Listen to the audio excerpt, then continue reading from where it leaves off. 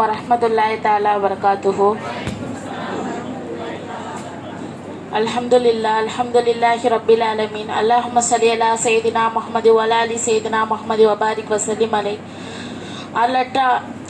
அளவற்ற அருளாளரும் நிகரற்ற அன்புடையவன் ஆகிய அல்லாஹ்வின் பெயரால் ஆரம்பம் செய்கின்றேன்.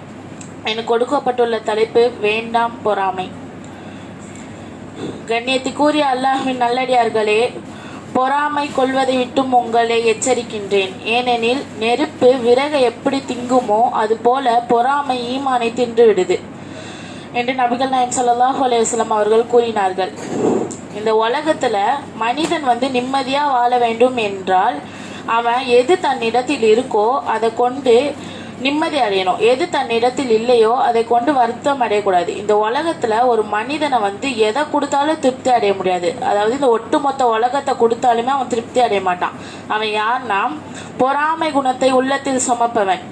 அவனுக்கு இந்த ஒட்டுமொத்த உலகத்தையே கொடுத்தாலும் அவன் திருப்தி அடைய மாட்டான். எது தன்னிடத்தில் எது ஒருத்தவங்கள்ட்ட இருக்கு அது தன்னிடத்தில் இல்லையோ அதை குறித்து அவன் எவன் பொறாமைப்படுகிறானோ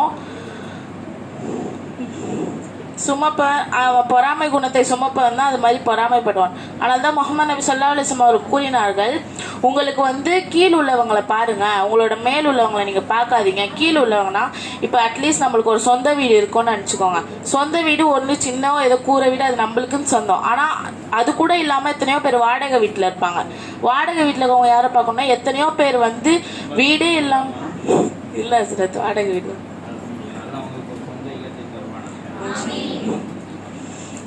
வாடகை வீட்டில் இருக்கவங்க வீடே இல்லாமல் எத்தனையோ பேர் இருப்பாங்க. அவங்கள பார்க்கணும். மேலே இருக்கவங்க ஐயோ அத்தனை வீடு வாங்கிட்டானே நம்மளும் வீடை வாங்கணும்னு பொறாமை எண்ணத்தில் இருக்கக்கூடாது.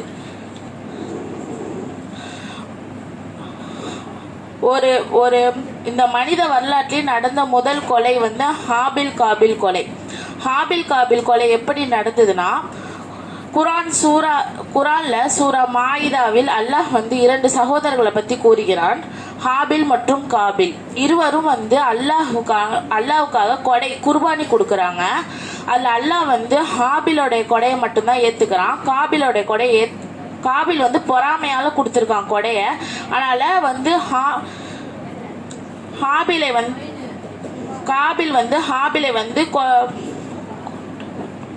காபில் பொறாமையால் தன் சகோதரை ஹாபிலை கொன்றான்.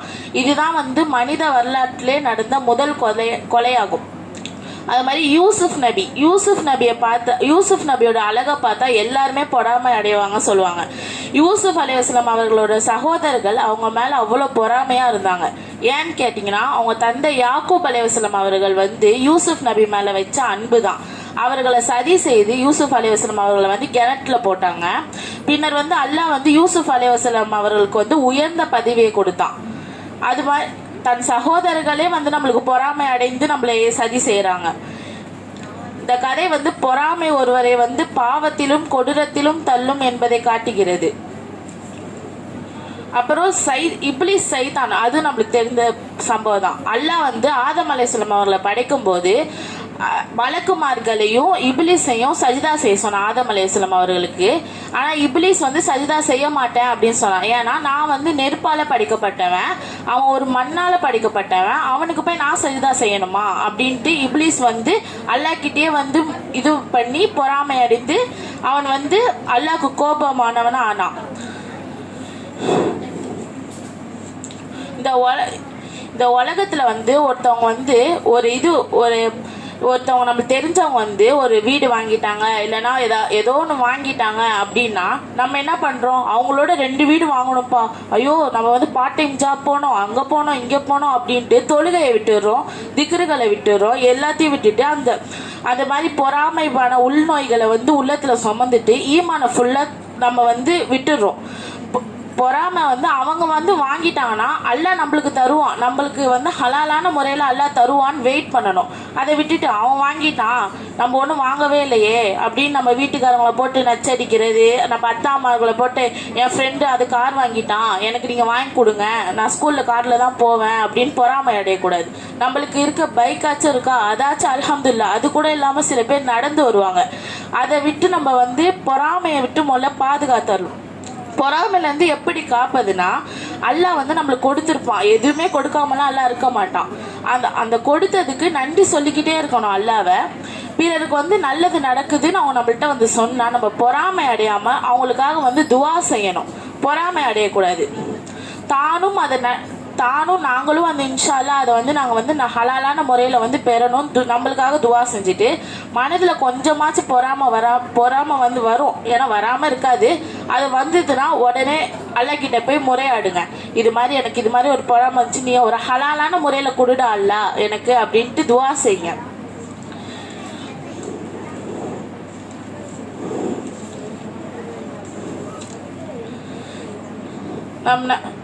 அது வந்து அவனிடம் ஒரு பொறாமையால் ஒருத்தவங்க வந்து இப்போ நம்ம பொம்பளைங்கனாலே நகை தான் மோஸ்ட்லி. ஒருத்தவங்க நகை போட்டு வந்து நம்மள்கிட்ட காட்டுறாங்கன்னு நினச்சிக்கோங்க.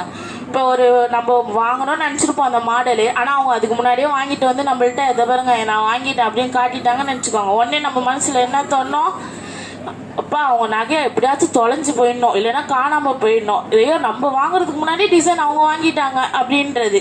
இல்லைன்னா ஒன்னே அது காணாமல் போய் எப்படியாச்சும் அவங்கள்ட்ட நம்ம பிடிங்கிடணும், இல்லை திருடன் தூக்கிட்டு போயிடும், அப்படிலாம் பொறாமை கொள்றோம் நம்ம இந்த இதில். ஒரு முஸ்லீம் மற்றவர்களுக்கு வந்து என்றைக்குமே தீங்கு நினைக்கக்கூடாது, பொறாமை கொள்ளாதீங்க. முதல்ல பொறாமை வந்து அந்த நகை வந்து நம்மளுக்கு வந்து நம்ம வீட்டுக்காரன் கவரிங்லேயே வாங்கி கொடுத்தா கூட அல்ஹம்துலில்லாஹ்னு ஏற்றுக்கோங்க.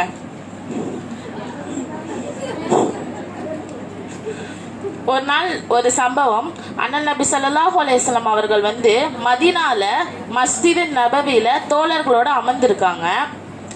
அப்போ அண்ணன் நபி ஸல்லல்லாஹு அலைஹி வஸல்லம் அவர்கள் வந்து கூறுகிறாங்க அந்த தோழர்கள்ல, இப்போ ஒரு சொர்க்கவாசி வந்து வருவாங்க அப்படின்ட்டு சொல்றாங்க. அப்பொழுது ஒரு அன்சாரி தோழர் வந்து வராரு. அவர் எப்படி வர்றாருன்னா, தொழுகைக்கு ஒளி எடுத்தது, தாடியில தண்ணி சொட்ட இடது கையில அவரோட காலனியை பிடிச்சிட்டு போறாரு. அவர் இதே மாதிரி அவங்க தோழர்கிட்ட வந்து சொல்றாங்க, 2 நாள் 3 நாள் அதே மாதிரி தான் அந்த அன்சாரி தோழர் போறாங்க. அப்ப வந்து பின்னாடி வந்து அப்துல்லா பின் அம்ர் இப்னு அஸ் ரலியல்லாஹு அன்ஹு வந்து அவங்கள தொடர்ந்துக்கிட்டே போகிறாங்க. அந்த அன்சாரி தோழரை தொடர்ந்துக்கிட்டே போகும்போது அவங்கள்ட்ட அனுமதி கேட்டு அவங்களோட 3 நாட்கள் தங்குறாங்க. அந்த அன்சாரி தோழருக்கு வந்து ஐவேளை தொழுகிறாரு, திக்ரு ஓதுறாரு, வேற தவிர அவர்கிட்ட வந்து இல்லை, வேற அமல்கள் எதுவுமே இல்லையே. ரசூல்ல வந்து எப்படி இவங்களை பார்த்து வந்து சொர்க்கம் இப்போ சொர்க்கவாசின்றாங்க அப்படின்னு கேட்கப்ப அவங்க வந்து இவங்கள்ட்ட சொல்றாங்க, அன்சாரி தோழர் வந்து அப்துல்லா பின் அம்ரு இப்னு அஸ் வந்து அன்சாரி தோழர்கிட்ட சொல்றாங்க, ரசூலா வந்து எங்கள்கிட்ட சொன்னாங்க நீங்க ஒரு சொர்க்கவாசி அப்படின்ட்டு, ஆனா நீங்க வேலை தொழுகிறீங்க, திக்ரு பண்றீங்க, வேற எதுவும் எக்ஸாம்பிள்லாம் உங்கள்கிட்ட இல்லையே அப்படின்னு கேட்குறப்ப அப்ப அவங்க சொல்றாங்க, அல்லாஹ் எனக்கு கொடுத்ததே எனக்கு போதும், நான் வந்து எனக்கு ஏத்தவங்க மேல இருக்கிறவங்க வந்து எனக்கு வந்து மேலே இருக்கவங்களை பார்த்து நான் பொறாமை அடைய மாட்டேன், அல்லாஹ் எனக்கு கொடுக்கறது எனக்கு போதும் அப்படின்னு நான் இருப்பேன். ஆனால் அதுதான் அப்படி சொன்னோன்னே அப்போதான் அன்சாரி அப்போதான் அந்த அப்துல்லா பின் அம்ரு அவங்களுக்கு புரியுது, ஓ இவங்க வந்து பொறாமை குணம் இல்லாதவங்க போல, அதனால தான் ரசூல்லா வந்து இவங்க சொர்க்கவாசி அப்படின்னு சொல்லியிருக்காங்க அப்படின்ட்டு சொல்கிறாங்க. அப்புறம் 2 விஷயங்கள்ல நம்ம பொறாமை கொள்ளலாம், மார்க்க கல்வியிலையும் சதக்காலையும். மார்க்க கல்வியில எப்படி பொறாமை கொள்வீங்கன்னா, இப்போ நீங்க குரான் ஓதுறீங்கன்னு வச்சுக்கோங்க, உங்களோட சிறப்பாக குரான் ஓதுறவங்க இருப்பாங்க, அவங்கள கண்டு நீங்க பொறாமை அடையலாம். சதக்கா, நீங்க வந்து 1 ரூபா கொடுக்குறீங்க அப்படின்னா உங்களுக்கு எதுக்காப்புல 100 ரூபா கொடுக்குறாங்கன்னா அல்ல நம்மளுக்கும் கொடுத்தா நம்மளும் வந்து நிறைய சதக்கா செய்யலாமே அப்படின்ட்டு பொறாமை அடையலாம். இந்த 2 தவிர வேற எதுலையும் பொறாமை அடையக்கூடாது. واحد دعوانا الحمد لله رب العالمين برحمتك يا ارحم الراحمين. السلام عليكم ورحمة الله تعالى وبركاته.